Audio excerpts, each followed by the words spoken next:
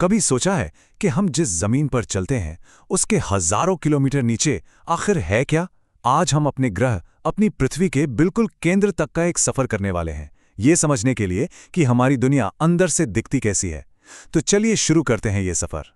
अच्छा, इस पूरे सफर को समझने का सबसे आसान तरीका जानते हैं क्या है? पृथ्वी को एक प्याज की तरह सोचिए। हाँ बिल्कुल, एक प्याज। जैसे प्याज में एक के ऊपर एक कई परतें होती हैं ना, ठीक वैसे ही हमारी पृथ्वी भी बनी है। तो चलिए इस भूवैज्ञानिक प्याज की पहली परत को छीलकर देखते हैं कि आखिर नीचे क्या है। तो सवाल वही है, इस सतह के नीचे क्या छिपा है? हम सीधे सीधे तो खोद कर देख नहीं सकते। दुनिया की सबसे गहरी खदान भी बस कुछ ही किलोमीटर गहरी है। तो फिर हमें ये सब पता कैसे चला? इसका जवाब छिपा है भूकंपीय तरंगों में। सोचिए, जब भूकंप आता है तो ये तरंगें पूरी पृथ्वी से होकर गुजरती हैं। और जिस तरह एक डॉक्टर एक्सरे से शरीर के अंदर देख सकता है, ठीक वैसे ही वैज्ञानिक इन तरंगों की स्पीड और उनके रास्ते को स्टडी करके पृथ्वी के अंदर की एक पूरी तस्वीर बना लेते हैं। तो बस इसी तस्वीर के हिसाब से हमारी यात्रा शुरू होती है सबसे बाहरी परत से, वो परत जिस पर हम सब रहते हैं। इसे कहते हैं परपटी या अंग्रेजी में क्रस्ट। ये पृथ्वी की सबसे पतली परत है, बिल्कुल एक सेब के छिलके की तरह। अब देखिए, इस परत की सबसे मजेदार बात यह है कि हर जगह एक जैसी नहीं है। इसके दो मुख्य प्रकार हैं। एक है महाद्वीपीय परपटी, यानी वो जमीन जिस पर हमारे सारे महाद्वीप हैं, और दूसरी है महासागरीय परपटी, जो समंदर की तलहटी में है।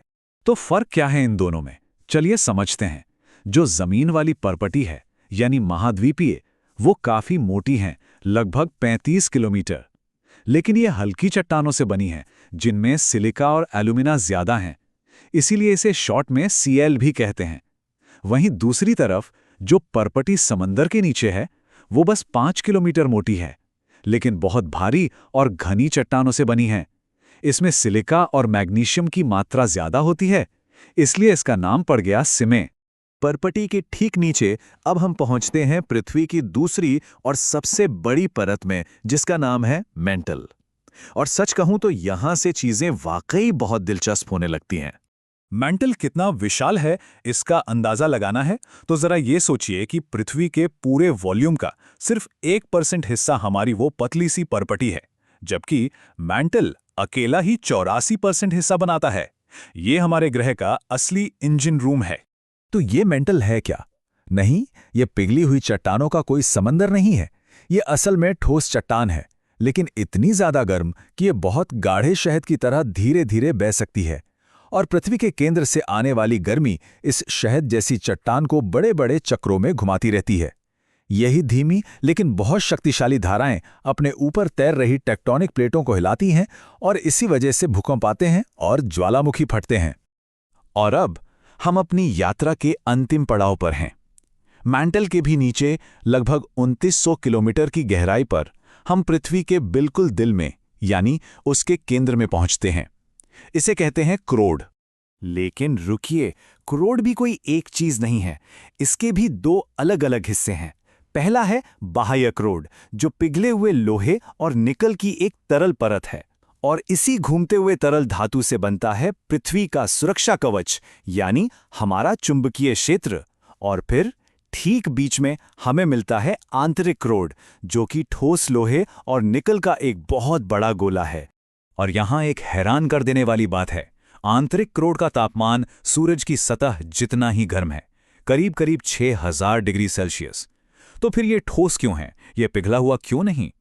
इसकी वजह है ऊपरी परतों का जबरदस्त दबाव। ये प्रेशर इतना ज्यादा है कि वो लोहे को पिघलने ही नहीं देता। वैज्ञानिक क्रोड को अक्सर एक नाम से बुलाते हैं, निफे। अब ये कोई बहुत मुश्किल शब्द नहीं है, ये बस इसके मुख्य घटकों को बताता है। नी यानी निकल और फे यानी फेरस, जो लोहे का लैटिन नाम है। सिंपल है ना? तो हमने पृथ्वी के केंद्र तक की यात्रा कर ली है, लेकिन इस सारी जानकारी का मतलब क्या है? ये जानना हमारे लिए जरूरी क्यों है? चलिए अब वापस सतह पर आते हैं और देखते हैं कि ये परतें हमारी जिंदगी को कैसे प्रभावित करती हैं। तो ये सब हमारे लिए जरूरी क्यों है? क्योंकि हर एक परत की एक बहुत खास भूमिका है। परपटी वो स्टेज है जिस पर जिंदगी का पूरा खेल खेला जाता है।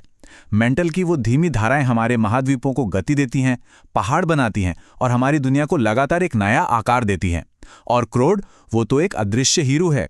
इसका चुंबकीय क्षेत्र एक सुरक्षा कवच की तरह हमें सूरज से आने वाली खतरनाक किरणों से बचाता है। तो हमारे पैरों के नीचे ये परतें सिर्फ चट्टान और धातु नहीं हैं, बल्कि ये वो जटिल और जिंदा सिस्टम है जो पृथ्वी को रहने लायक बनाता है। और ये हमें एक आखिरी सवाल पर लाकर छोड़ देता है। हमारा ग्रह कोई शांत पत्थर का गोला नहीं है, ये एक जिंदा सांस लेती हुई दुनिया है जिसकी परतें लगातार बदल रही हैं। तो आज से लाखों साल बाद ये अंदर से कैसी दिखेगी? अगली बार जब भी बाहर टहलने निकलें तो एक पल के लिए रुक कर जरूर सोचिएगा कि पैरों के नीचे हजारों किलोमीटर तक फैली एक कितनी गतिशील और अद्भुत दुनिया मौजूद है।